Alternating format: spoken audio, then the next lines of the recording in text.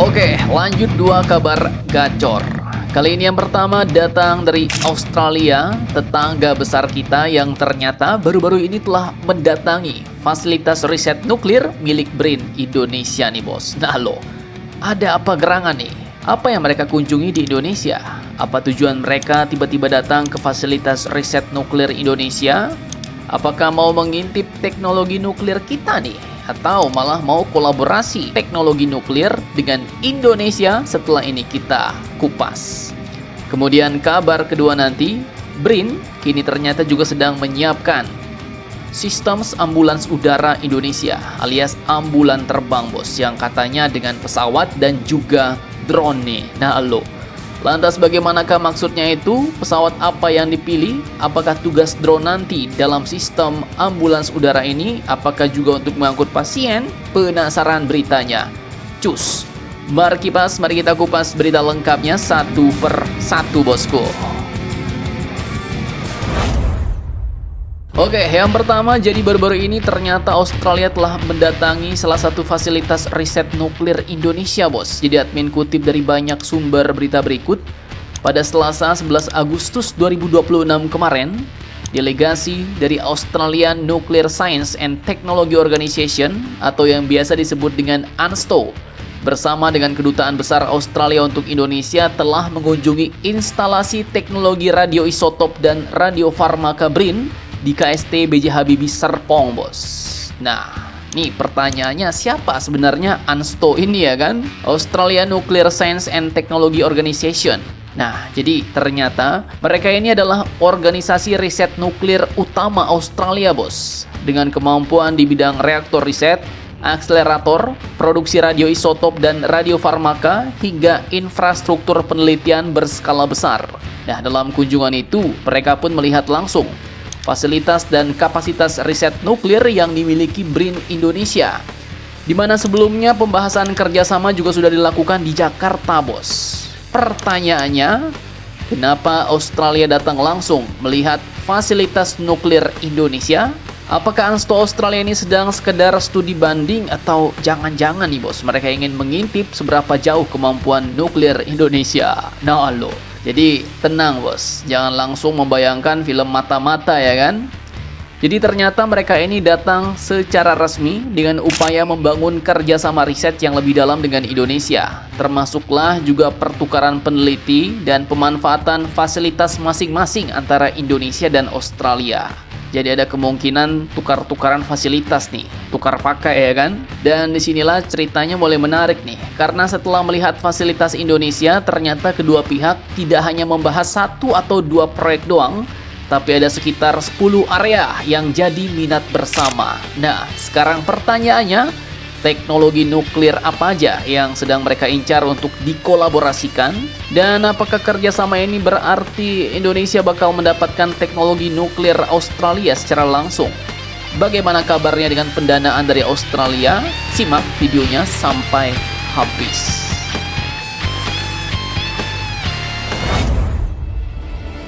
Oke, jadi ternyata BRIN dan ANSTO ini sedang menjajaki kerjasama nuklir yang cakupannya lebih luas, bos. Ada sekitar 10 bidang minat bersama nih, mulai dari teknologi radiasi, produksi radioisotop, radiofarmaka, keselamatan nuklir, keamanan nuklir, teknologi akselerator, reaktor riset, kesehatan, lingkungan, industri, hingga pemanfaatan infrastruktur penelitian berskala besar dan ketahanan pangan. BRIN juga menekankan pengembangan sumber daya manusia melalui pertukaran peneliti, kunjungan riset, dan program pasca doktoral dan lokakarya bersama, bos. Bahkan, salah satu agenda awalnya, peneliti BRIN direncanakan akan mengunjungi fasilitas siklotron dan produksi radiofarmaka ANSTO dalam 1 semester ke depan. Nah, yang lebih menarik, eksekutif grup Nuclear Science and Technology ANSTO Australia, yaitu Mr. Andrew Gareth Pele, menegaskan bahwa kerjasama ini nggak sekedar mengejar publikasi ilmiah doang, tapi bagaimana hasil risetnya dapat membantu di rumah sakit, industri, organisasi, lingkungan, dan masyarakat. Nah, ini baru mantap jos nih bos. Jadi nggak sekedar dokumen-dokumen ilmiah, tapi langsung bisa bermanfaat di institusi tertentu. Lantas pertanyaannya, apakah kita akan langsung mendapatkan teknologi nuklir dari Australia? Nah, kalau ini sih belum tentu ya, karena ini masih tahap penjajakan dan penyusunan Memorandum of Understanding, bos, atau MOU. Jadi, bukan ceritanya Australia datang lalu membuka koper dan bilang, bos, ini teknologi nuklir, silahkan kalian pakai, ya kan? Nggak gitu, bos. Yang lebih realistis adalah dari kerjasama ini lahirlah potensi transfer pengetahuan, kemudian tadi katanya ada akses fasilitas masing-masing, ya kan, pertukaran SDM, penelitian bersama, dan pengembangan teknologi secara bertahap. Bahkan kabar penting lainnya, Mr. Pele pun menyebut sejumlah proyek awal berpotensi memperoleh dukungan pendanaan dari pemerintah Australia. Nah, kalau ini benar-benar terrealisasi, maka ya kerjasama ini bisa jadi langkah strategis nih, bos. Indonesia nggak sekedar jadi pengguna teknologi nuklir, tapi perlahan juga dapat memperkuat SDM, riset, fasilitas, dan kemampuan teknologinya sendiri. Dan kalau itu berhasil, ya nuklir Indonesia bukan cuma soal reaktor dan laboratorium, tapi bisa masuk ke kesehatan lebih dalam, industri, pangan, lingkungan, ekonomi nasional, bahkan mungkin syukur-syukur bisa masuk ke dalam teknologi militer. Mantap, mantap, jos.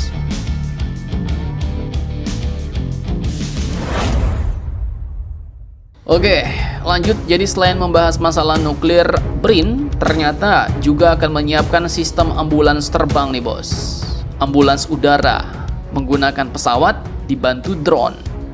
Nah, gimana tuh? Jadi pada Jumat 14 Agustus 2026 kemarin, Pak Prabowo dalam penyampaian RUU APBN 2027 dan nota keuangan di Kompleks Parlemen Senayan Jakarta telah mengungkapkan rencananya, bos, untuk menyiapkan ambulans udara berupa helikopter dan pesawat kecil. Jadi targetnya ya jelas, ambulans udara ini untuk mempercepat evakuasi masyarakat di wilayah terpencil yang dalam kondisi tertentu masih harus menempuh perjalanan 7-9 jam menuju fasilitas kesehatan. Nah, ini kalau admin lihat sih sebagai solusi cepat ya, solusi praktis, bos. Mungkin sampai nanti semua akses jalan dan fasilitas kesehatan dibangun semuanya secara merata di daerah-daerah terpencil, ya kan? Nah, lanjut terkait hal ini, jadi selang 2 hari kemudian, 16 Agustus 2026, Kepala BRIN Bapak Arief Satria menyatakan bahwa BRIN sedang mematangkan ekosistem pesawat N219 dan juga varian amfibinya N219A bersama kemampuan teknologi kedirgantaraan nasional untuk ambulans udara. Jadi, pesawat yang dipakai ternyata adalah N219 yang memang punya kemampuan STOL nih, bos, Short Take Off and Landing. Sehingga ya lumayan cocok untuk operasi dari landasan yang relatif pendek. Sementara N219A dirancang sebagai varian amfibi untuk membuka opsi operasi di wilayah perairan. Untuk Indonesia yang kepulauannya luar biasa banyak ya, ini bukan fitur kosmetik rias-rias bae, bos, tapi memang kebutuhan geografis kita nih. Dan tak cuma pesawat, juga ada pemain lain dalam sistem ini, bos. Disebutkan adalah drone Punamel.